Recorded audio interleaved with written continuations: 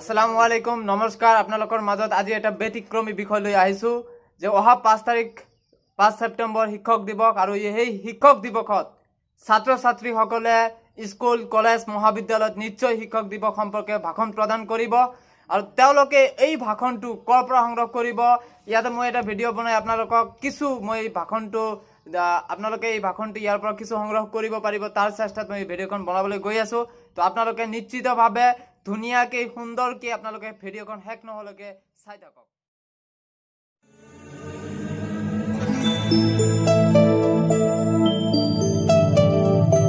তো বলক ভিডিঅ'খন আৰম্ভ কৰো উপস্থিত আজি 5 ছেপ্টেম্বৰ শিক্ষক দিৱস উপলক্ষে আয়োজিত মুকলি সভাৰ সভাপতি মহোদয় লগতে মঞ্চত উপবিষ্ট সন্মানীয় শিক্ষাগুৰুসকল আৰু লগতে আমন্ত্ৰিত অতিথিবৃন্দ আৰু ডাইছৰ সন্মুখত বহি থকা সন্মানীয় দাদা বাইদেউসকল আৰু লগতে মোৰ মৰমৰ সৰু ভাই ভণ্টিসকল আজি শিক্ষক দিৱস এই শিক্ষক দিৱসটো কিয় পালন কৰা হয় কাৰ উদ্দেশ্যে পালন কৰা হয় কাৰ বাবে পালন কৰা হয় প্ৰথমতে আমি এই বস্তুটো জানিব লাগিব সমাজ গঢ়তা ভৱিষ্যত স্ৰষ্টাৰূপে গুৰুসকলে অৱদান আগবঢ়াই আহিছে সেয়েহে গুৰুসকলে যুগে যুগে বন্ধিত আৰু সমাদৃত আজি 5 ছেপ্টেম্বৰ শিক্ষক দিৱস 1962 চনৰ পৰাই আমাৰ দেশত প্ৰতি বছৰে শিক্ষক দিৱস উদযাপিত আৰু আয়োজন কৰি অহা হৈছে আজি এই বিশেষ দিনটোত পিতৃ বীৰ ছমাইয়াৰ ঔৰসত মাতৃ সীতাম্মাৰ গৰ্ভত পৰা তেখেতে জন্ম লাভ কৰিছিলে তেখেত এগৰাকী সুদক্ষ শিক্ষক দাৰ্শনিক পণ্ডিত হোৱাৰ উপৰিও ভাৰতবৰ্ষৰ প্ৰথমগৰাকী উপৰাষ্ট্ৰপতি আৰু দ্বিতীয়গৰাকী ৰাষ্ট্ৰপতি আছিলে শিক্ষক সমাজৰ প্ৰতি তেখেতৰ অতি শ্ৰদ্ধা আৰু সন্মান আছিলে যাৰ ফলস্বৰূপে তেখেতে ৰাষ্ট্ৰপতি হৈ থকা সময়তে জনোৱা এক আহ্বানত শিক্ষক দিৱস হিচাপে সমগ্ৰ দেশে আজিৰ এই দিনটোক শিক্ষক দিৱস হিচাপে আঁকোৱালি লৈছে উপৰোক্ত বক্তাসকলে ইতিমধ্যে ডক্টৰ সৰ্বপল্লী ৰাধাকৃষ্ণন দেৱৰ বাস্তৱ জীৱনৰ প্ৰতিচ্ছবি দাঙি ধৰিছে সেই দিশত মই পুনৰবাৰ যাব বিচৰা নাই আজি এই শিক্ষক দিৱসখন প্ৰকৃত উদ্দেশ্য এই শিক্ষক দিৱসৰ কি এই বিষয়বস্তুটো আলোচনাৰ বা আলোচ্য বিষয় এই বিষয়বস্তুটো যেতিয়া মই আলোচনা কৰিবলৈ যাম তেতিয়া প্ৰথমটো পইণ্ট হৈছে যে আজিৰ এই দিনটোত শিক্ষক আৰু শিক্ষাৰ্থীৰ মাজত সুসম্পৰ্ক স্থাপন কৰাৰ যিটো উদ্দেশ্য সেই উদ্দেশ্য যাতে সফল হয় তাৰ কাৰণে এই আজিৰ সভাখন আয়োজন কৰা হৈছে যদি ছাত্ৰ ছাত্ৰী আৰু শিক্ষকৰ মাজত সুসম্পৰ্ক গঢ়ি নুঠে তেতিয়াহ'লে তেওঁলোকৰ মাজত যিটো মত বিনিময় হ'ব বা যিটো শিক্ষাৰ যিটো আদান প্ৰদান হ'ব ভাৱ বিনিময় হ'ব সেইটো কিন্তু সফল কেতিয়াও নহয় তাৰপিছত মই আহিছোঁ দ্বিতীয়টো পইণ্ট যে শিক্ষাৰ পোহৰটো বিস্তাৰ কৰা ছাত্ৰ ছাত্ৰীসকলক সুনাগৰিক হিচাপে গঢ়ি তোলা যিটো মানসিকতা দৃঢ় কৰা এই মানসিকতা দৃঢ় কৰাৰ বাবে অহৰহ চেষ্টা চলোৱা আৰু এই চেষ্টাটো যাতে ছাত্ৰ ছাত্ৰীসকলৰ মাজত তেওঁলোকৰ যিটো সচেতনতা বৃদ্ধিৰ ক্ষেত্ৰত যাতে অকণমান আগবাঢ়ি আহে তাৰ কাৰণে এই আজিৰ দিনটো উদযাপিত কৰা হৈ আছে তাৰপিছত তৃতীয়টো পইণ্ট হৈছে শিক্ষক হৈছে সমাজৰ মেৰুদণ্ড শিশু এজন 6 বছৰৰ পৰা ক্ৰমে 26 বছৰ বয়সলৈকে শিক্ষক এজনৰ স্বাধীনত থাকিব লগা হয় আৰু এই শিক্ষকজনে তেওঁক মানৱ সম্পদ হিচাপে গঢ় দিবলৈ ছাত্ৰ ছাত্ৰীক অহৰহ সচেতন অহৰহ কষ্ট অহৰহ যত্ন মাতৃ পিতৃৰ দৰে আচাৰ ব্যৱহাৰেৰে তেওঁলোকক আগুৱাই লৈ যাবলৈ অহৰহ চেষ্টা কৰে মই আপোনালোকক এইকেইটা বস্তু জনোৱাৰ আগতে তাৰ আৰু কেইটামান মুহূৰ্তলৈ মই লৈ যাব বিচাৰিম যে শিক্ষক ব্যক্তিসকলৰ যিটো শিক্ষক বৃত্তি, শিক্ষকতা যিটো বৃত্তি, তেওঁলোকৰ আচাৰ ব্যৱহাৰ বা ছাত্ৰ ছাত্ৰীসকলৰ লগত তেওঁলোকক কেনেকুৱা হ'ব লাগে,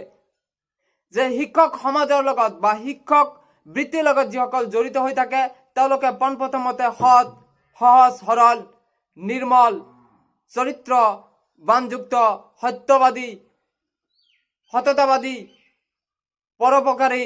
আৰু জ্ঞানী হোৱাটো বাঞ্ছনীয়। কেতিয়াবা আমি কোনো শিক্ষকৰ বিৰুদ্ধে যদি কমপ্লেইন কৰোঁ বা কোনো শিক্ষকৰ বিৰুদ্ধে যদি আমি অভিযোগ উত্থাপিত কৰোঁ, শিক্ষকে এই বস্তুটো সূক্ষ্ম দৃষ্টিৰে পৰ্যবেক্ষণ কৰা উচিত। পৰ্যবেক্ষণ কৰি তেওঁ ছাত্ৰ ছাত্ৰীৰ লগত আলোচনা কৰা দৰকাৰ বুলি মই ভাবোঁ। লগতে ছাত্ৰীসকলেও বা ছাত্ৰ ছাত্ৰীসকলেও নিয়মীয়া পঢ়াৰ প্ৰতি মনোযোগী হ'ব আৰু শিক্ষক সমাজক লগতে প্ৰতিটো ক্ষেত্ৰত তেওঁলোকে সদায় নিষ্ঠাবান আৰু সততাবান হোৱা উচিত। আৰু লগতে তেওঁলোকক যথেষ্ট শিক্ষক সমাজক সন্মান প্ৰদৰ্শন কৰা উচিত।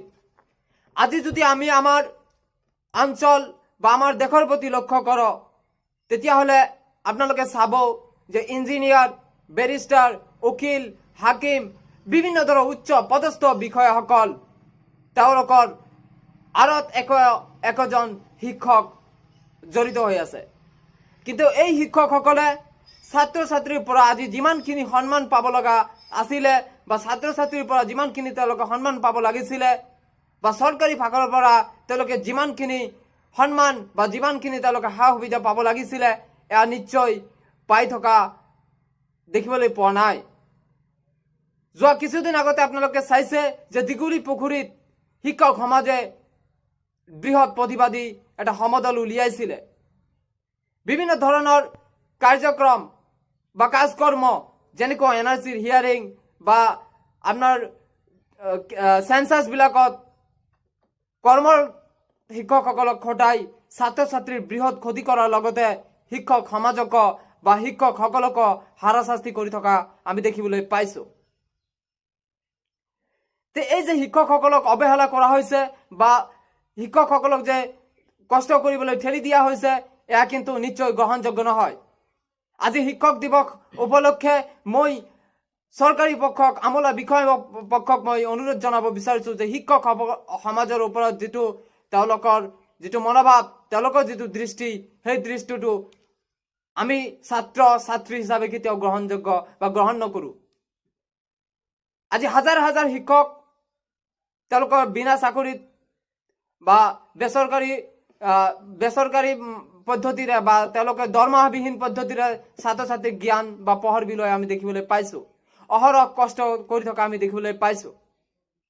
তেওঁলোকক সদায় নিয়মীয়াকৰণ কৰাৰ কাৰণে আমি ছাত্ৰ ছাত্ৰী সমাজে আমি দাবী উত্থাপিত কৰিছোঁ। লগতে মই আজিৰ ভাষণটো শেষ কৰাৰ আগতে মই শিক্ষক সমাজক অনুৰোধ কৰিব বিচাৰিছোঁ, এজন ছাত্ৰ হিচাপে, যে তেওঁলোকে ছাত্ৰ ছাত্ৰীসকলৰ লগত তেওঁলোকে সুন্দৰকৈ পিতৃ মাতৃৰ দৰে এটা সুসম্পৰ্ক যাতে গঢ়ি তোলে। তেওঁলোকে যাতে এটাচমেণ্টত থাকে ছাত্ৰ ছাত্ৰীৰ সৈতে, ছাত্ৰ ছাত্ৰী কি কৰিব বিচাৰে, কি কৰিলে ভাল পায়, কেনেকুৱাকৈ পঢ়ালে তেওঁ সুখী হ'ব, পুৰণি কালত বা অতীতত যেনেকুৱাকৈ শিক্ষকসকলক সন্মান কৰা হৈছিলে, সেই সন্মান তেওঁলোকে যাতে সময়ে সময়ে জনাই থাকে। তো মই সদৌ শেষত ভাৰত চৌধুৰীৰ এটি কবিতাৰে মই আজিৰ ভাষণখন সামৰিব বিচাৰিছোঁ। তুমি গুৰু, তুমিয়েই শ্ৰেষ্ঠ, তুমি গুৰু জগতৰ পূজ্য, চাৰিযুগে তুমি বন্দিত, তুমি অবিহনে নহয় বিদ্যাপূৰ্ণ, তুমি যে মহান, তোমাক জনাও শতকোটি প্ৰণাম। জয় অসম। এইখিনিতে আজি মোৰ ভাষণ সমাপ্তি ঘোষণা কৰিছোঁ। যি নহওক, আপোনালোকে এই ভিডিঅ'খন চালে আৰু ভিডিঅ'খন আপোনালোকে অকণমান প্ৰেক্টিছ কৰক ঘৰত। নিশ্চিতভাৱে এটা সুন্দৰ ভাষণ আপোনালোকে কলেজত বা স্কুলবিলাকত আপোনালোকে ভাষণ প্ৰদান কৰিব পাৰিব। তো আশা কৰোঁ যদি ভুল ত্ৰুটি কিবা থাকে কমেণ্ট বক্সত জনাব। ধন্যবাদ। জয়